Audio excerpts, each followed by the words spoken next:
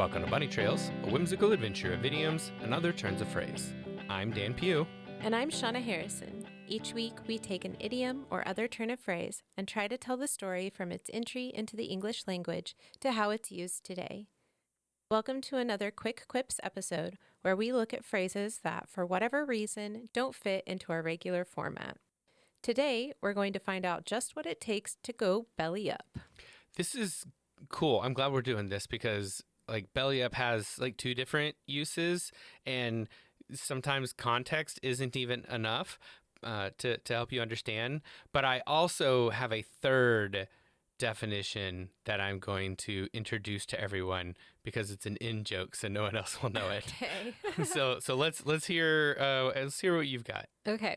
According to Oxford English Dictionary, belly up is a figurative colloquial term originally from the U.S. that means, quote, in or into a situation of having failed, especially financially, died, finished, or become defunct, especially in to go belly up, end quote.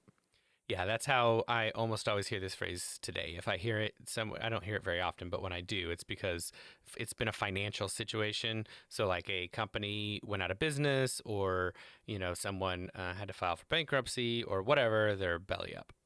There's an older entry in the Oxford English Dictionary for belly up, and it is, quote, in or into a position with the belly or underside facing upwards, specifically in or into this position as the result of dying, end quote.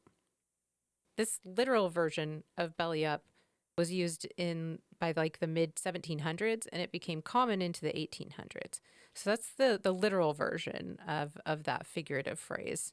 But you're saying you have another version? There is. It's when you jump off of a diving board and attempt to do a horizontal spin in the air, and instead you back flop, and as you hit the water, which at that point, is there's some surface tension you got to break through, and when you've spread your whole body out and you hit it just right, then you're on the opposite way as a belly flop, and now your belly's up in the air, and as you hit the water just before you start to sink, it's like you are a fish laying there. You have gone belly up.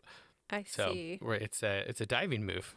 It's a diving move. Yeah, I saw a friend do this one time, and it looked very painful, and his back was red. But anyway, yes. So that is my suggested, relatively innocent third definition. Okay. It doesn't belong in Urban Dictionary or anything, Mm-hmm. But yeah, it's just Dan's slang now. Okay, I like it. Here's an example of that literal usage from the December 1st, 1832 edition of the publication Traveler and Spirit of Times. Quote, on the following day, several flounders were seen belly up, floating on the surface of the water, end quote. I found a humorous story that used this more literal version of belly up as well, and it involves trout and a character named Old Bill. And we're going to look at that during our behind the scenes video, which airs every Friday on Patreon. That's at patreon.com/bunnytrailspod. I'm imagining the narrator of this story to have a Kentucky Fried Foghorn Leghorn style accent. It's going to be a challenge to read it, frankly, without that happening. We'll see. It doesn't take long for a phrase like this to find that figurative usage. That shift became noticeable in print by the mid to late 1800s. Here's an example found in the September 30th, 1899 edition of the Evening Star out of Washington, D.C. This comes from an article titled Life on the Road, Some of the Queer Experiences of a Wandering Worker. The excerpt we're looking at discusses men traveling based on the seasons. Quote, some seek a cool summer and go only a few hundred miles to a comparatively cool climate. A few save enough in summer to keep them in a city for the winter. Others, perhaps most, simply go from one job to another, blowing in and going belly up between jobs. A few, though, instead of going belly up, start up to look for work while they have a Colorado steak left.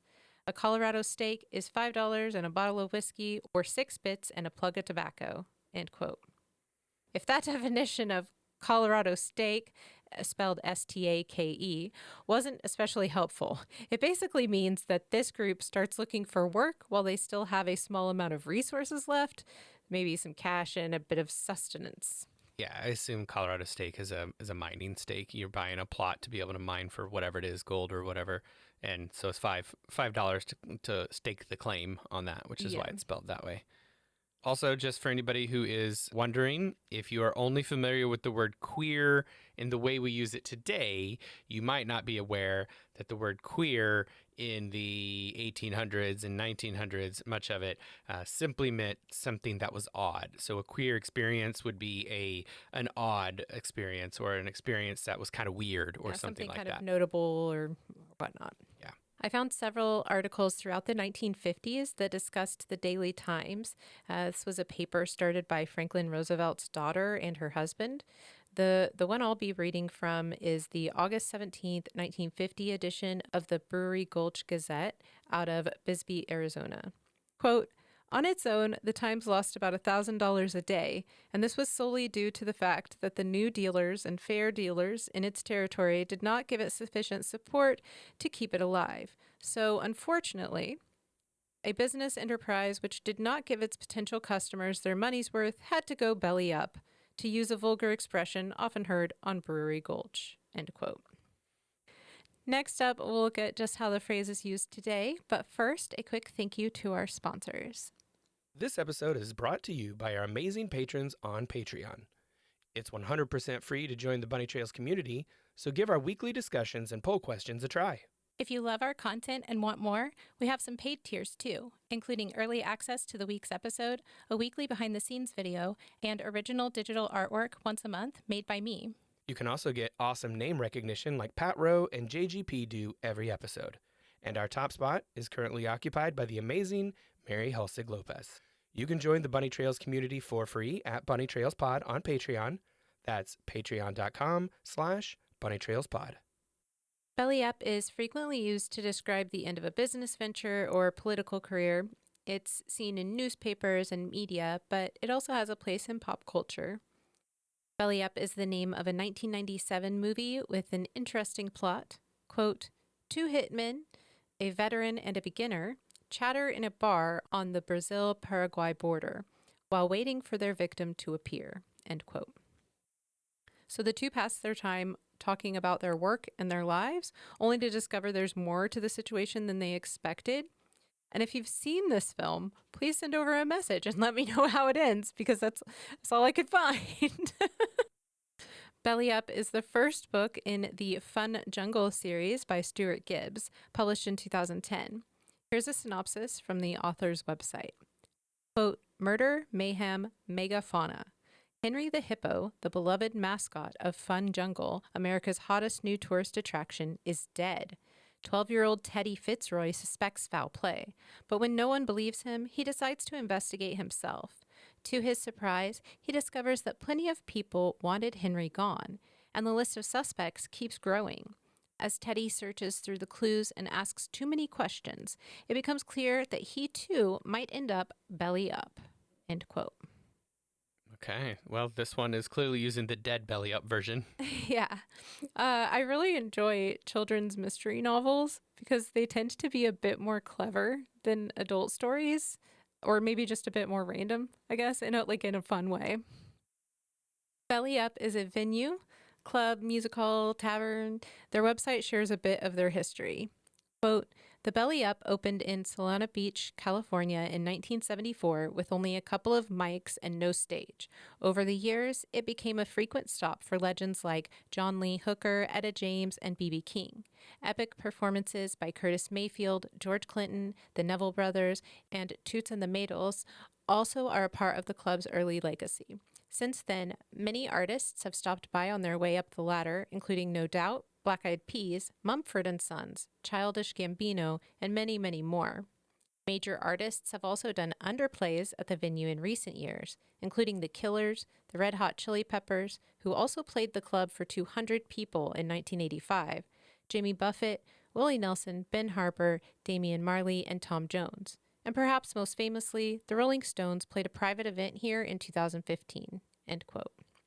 As a side note, there are other ways to use the words belly up. So we have one more here. You might be getting close enough to a counter, per se, for your belly to touch, Okay, gotcha. or Yeah. possibly close enough to another person, such as when dancing. The Belly Up venue also hosts the Belly Up Tavern with the tagline, "Fill your belly up." So the name is definitely pulling its weight. Yeah, as you were given that example from the belly up venue, I thought, oh, belly up to the bar. So this is obviously a different use of that term, but it is the most common result when searching for belly up. So I figured I should probably include that because people might recognize it. Well, that's about all we have for today. If you have any thoughts on the show or pop culture references we should have included, reach out to us on Patreon. That's patreon.com/bunnytrailspod, or comment on our website, bunnytrailspod.com. All right, it is poll time. Recently, we asked our patrons, what would you name your pet rock? Over 2/3 of you said you would name it something funny, like a joke or pun, with most of the rest of you saying something ironic, like a name that does not fit a rock. JGP said, quote, I'd probably just give it a name, but an incongruous one. Something like Hubert, maybe, end quote. Jen shared, quote, maybe Sandy if it was sandstone, or Limey if it was limestone, with the pirate accent, of course. Limey, end quote. Okay. Glitter Fluff said, quote, it really depends on the rock. What if it has a face and it's just named Gloria, end quote. Which, I mean, that's fair, because maybe the rock already has a name. For me, I'd go with Iggy, and then people have to ask themselves, is Iggy short for igneous rock, or is it a reference to the punk rock star Iggy Pop? Or is it, in your case, probably both? Yeah. Well, Dustin added, quote, Ken Roll. That way I can introduce it as my pet rock and roll. Okay. That's very good. That is a very good play Clever. on words. I really appreciate that. I think I'd go with something like Sir Reginald Granitwell III. Nice. That is pretty. That's my naming convention for skeleton horses in Minecraft. Is something like that, Sir Richard Applebottom, or something like that. Anyway, I think rocks work. I think we can do that with rocks as well. Sir Reginald Granitwell III. I like it. Nice. Well, as a reminder, our silly polls mean absolutely nothing and are not scientifically valid. And patrons of all levels, including our free tiers, can take part. Head over to patreon.com/bunnytrailspod to take this week's poll. Thanks for joining us. We'll talk to you again next week. Until then, remember, words belong to their users.